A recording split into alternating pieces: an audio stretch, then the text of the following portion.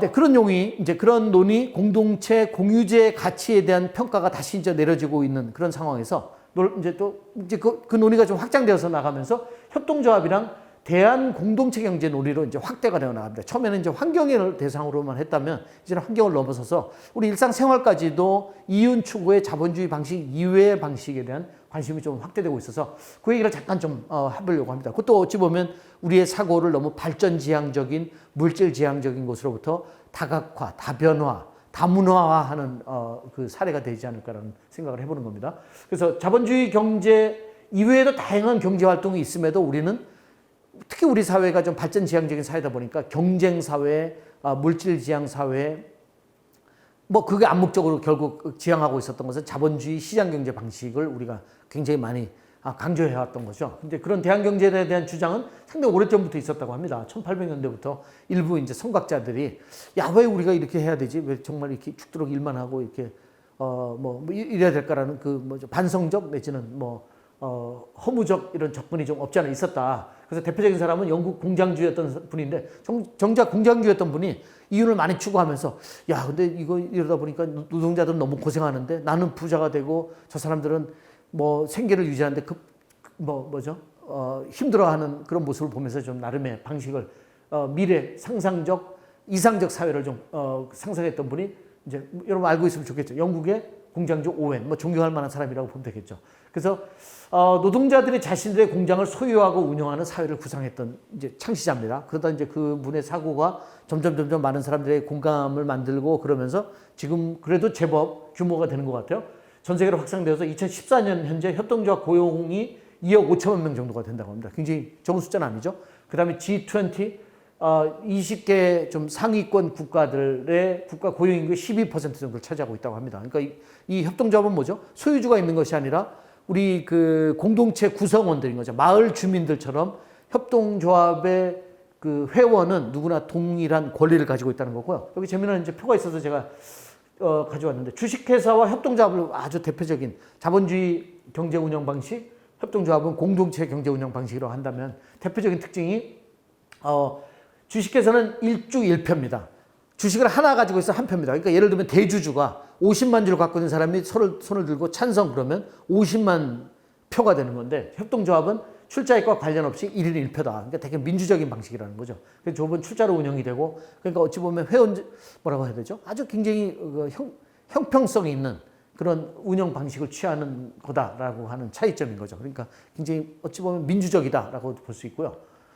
그런 협동조합이 우리 사회에도 소개가 된 지 오래됐고요. 한때 막 유행처럼 굉장히 많은 협동조합들이 만들어졌는데 결국은 또 시장경제 방식이 밀리는 건지 요즘에는 좀 자주 접하지는 못하는 것 같아요. 가장 대표적인 협동조합이 바로 스페인 바스크 지역의 몬드라곤 협동조합입니다. 아마 여러분들 이래저래 들을 기회가 있을 텐데 몬드라곤 협동조합이 최대 규모고요. 그래서 레비뉴 그 수입이 얼마인가요? 100만, 1000만, 억, 10억, 122억인가 뭐 이렇게 되나? 유로네요. 유로로 그러니까 우리 돈으로 뭐 조 단위를 넘어서겠죠. 엠플로이 8만 명을 고용하고 있고요. 기술센터가 15개, 그 다음에 협동조합이 264개 정도가 된다라고 합니다. 세계 최대 규모고요. 또 놀랍게도 또 이 지역에 가보면 규모 면에서도 그렇지만 그 FC 바르셀로나 뭐 프로축구 팀도 협동조합으로 운영되고 있다라는 것도 여러분들 아마 아는 친구들은 알 텐데요. 상당히 모든 생활 깊숙이 협동조합 방식이 이제 도입이 되어 있어서 굉장히 어찌 보면 민주적인 어떤 대자본가에 의해서 좌지우지되지 않는 그런 정말 공동체 경제의 특성을 보이고 있는 게 대표적으로 협동조합이다라고 하면 되고요. 그 얘기를 할 때 가장 자주 접하게 되는 그림이 이겁니다.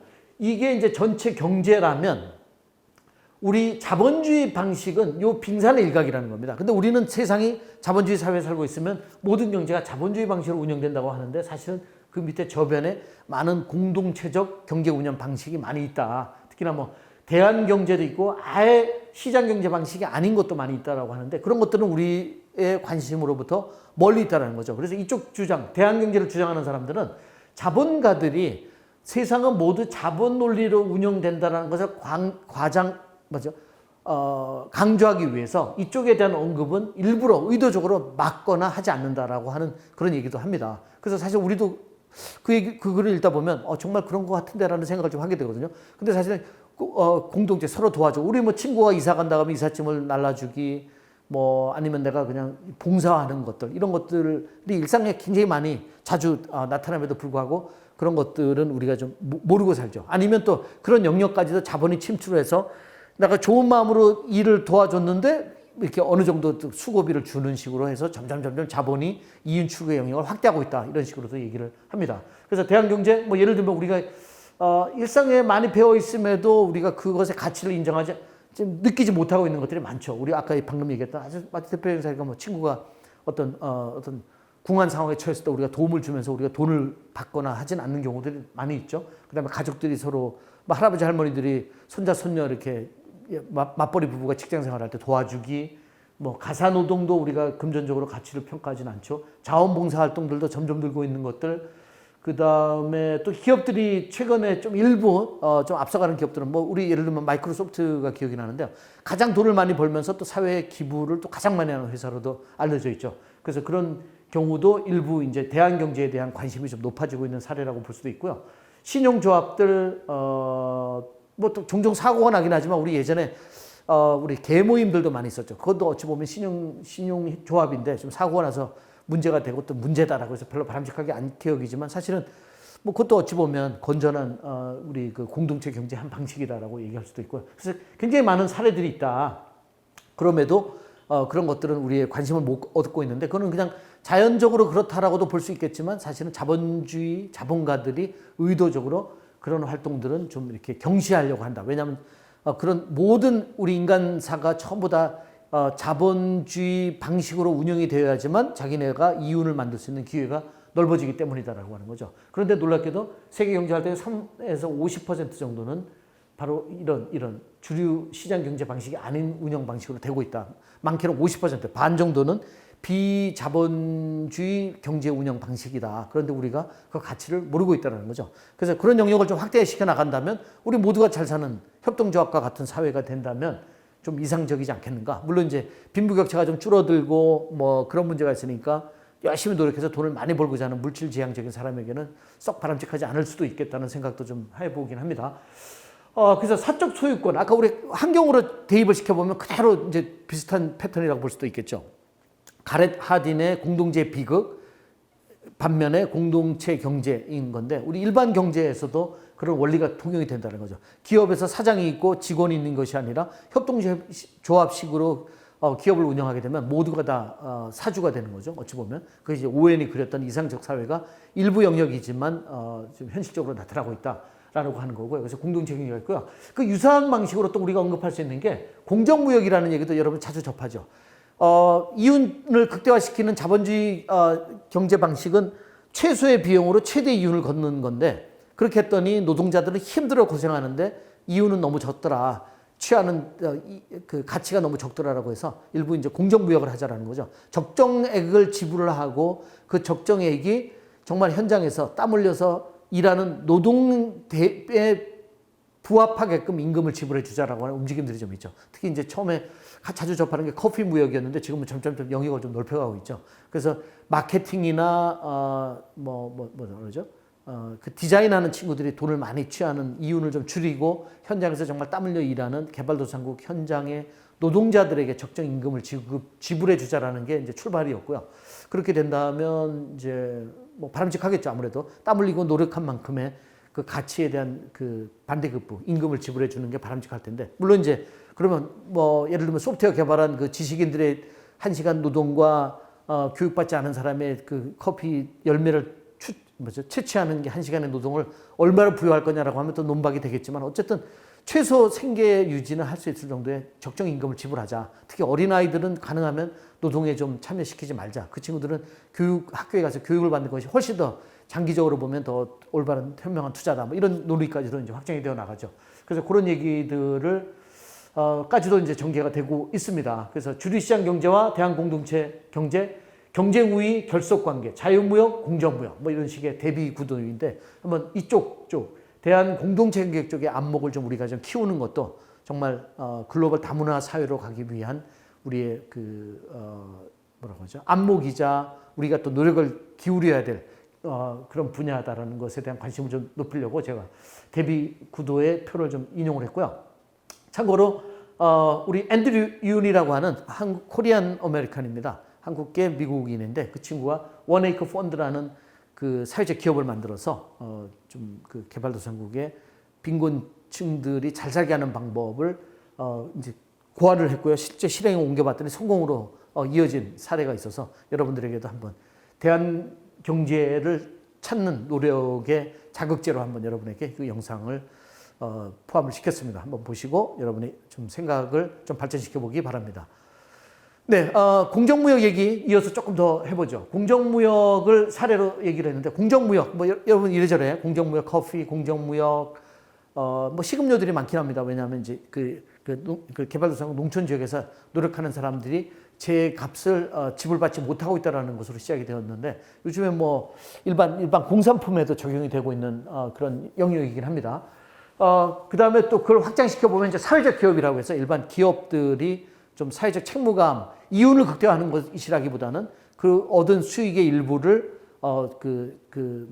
개발도상국 내지는 빈곤층들에게 돌려주기 위한 움직임들. 그래서 사회적 기업으로 제가 갑자기 떠오르는 게 기억이 안 나네. 신발 회사가 있고요. 그 평평한 신발을 만드는 신발 회사가 한 켤레 신발을 판매하면 그 수익금의 일부를 한 켤레를 그 아르헨티나인가요? 어떤 개발도상국 그 신발 없이 사는, 맨발로 사는 친구들에게 한 켤레를 기부하는 그런 기업도 있고요. 또 한국계 사람들이 좀 이런 쪽에 또 많이 참여를 하고 있더라고요. 제가 우간다 갔더니 우간다의 사회적 기업으로 스파우트라는 회사가 있습니다. 스파우트 회사는 이제 그 정수기를 만들어서 그것도 하나를 누가 구입을 하면 거기서 나온 수익금으로 하나를 또 그 개발도상국 빈곤층들에게 주는 그런 기업들도 있고 한데, 공정무역에서 시작했던 좀 대한 경제를 모색하는 노력이 지금은 사회적 기업으로도 확산되고 있다는 얘기를 좀 하려고 하는데, 일단 공정무역에 대해서 한번 좀 알고 가면 좋겠다는 생각입니다. 공정무역은 옥스팜 여러분 기억합니까? 옥스팜은 그 개발원조, 개발도상국, 빈곤 개발도상국을 도와주기 위한 국가 차원의 노력도 있지만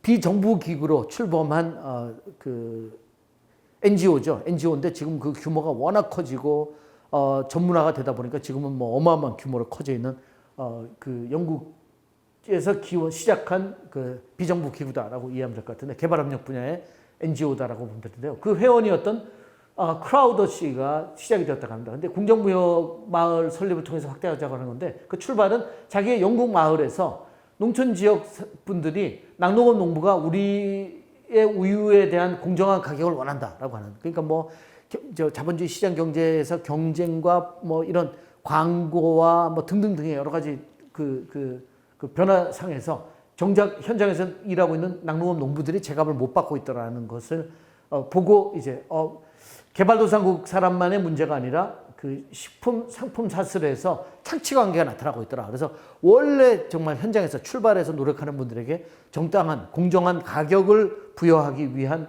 노력으로 시작이 되었다고 합니다. 그래서 그 가르스탕 마을이 이제 소비자들이 사실은 이제 호응을 해줘야지 가장 성공을 할 수 있는 게 공정무역입니다. 그러니까 공정무역 상품은 일단 가격이 조금 높습니다. 왜냐하면 이제 정상적인 유통 과정을 거치는데 그 생산자들에게 조금이라도 더 혜택을 주기 위해서는 소비자들의, 물론 이제 기업들이 양보를 해도 되지만 그래도 이제 뭐 워낙 경쟁이 치열한 그런 요즘의 그 상품 사슬에서는 뭐 하여간 최소한의 모든 것들이 최소한의 마진으로 운영이 되나 봅니다. 그러다 보니까 결국 그 생산자들에게 일부 좀 이익을 좀 더 돌려주기 위해서는 소비자들이 일부 조금 더 지불할 의사가 있어야 된다라는 게 이제 많이 얘기가 되더라고요. 그래서 어쨌든 그래서 소비자들의 참여가 좀 필요하다라는 거, 그래서 공정무역 마을을 지정을 했던 게 바로 이제 그 크라우더의 고향인 가르스탕이었고요. 그래서 이제 공정마을 지정이 점점 늘어나고 있다라는 거죠. 그래서 그 기본 원칙 몇 가지, 우리 어찌 보면 이것도 우리의 이제 미래 사회를 향한 우리의 이해력 확산 차원에서 한번 그 조건을 한번 짚어보면 좋겠다는 생각인데요. 공정무역 마을은 5가지 주요 원칙이 있다. 지역의회가 공정무역을 지원하는 결의안을 통과시켜야 된다. 제도적으로 좀 뒷받침이 되자는 거죠. 어찌 보면 우리 아까 그 오스트롬의 디자인 원리와 비슷하게 공정무역을 확산시키기 위해서는 기본적인 제도적, 전통적, 규범적 여러 가지 조건들이 충족이 돼야 된다라고 볼 수 있겠죠. 지역 내 공정무역 제품이 이용 가능할 것. 그 다음에 학교, 직장, 종교기관들에서 좀 공정무역 제품을 가능하면 사용을 권장하는 것. 언론 홍보를 통해서 공정무역을 인식을 고취시키자, 높이자라는 것.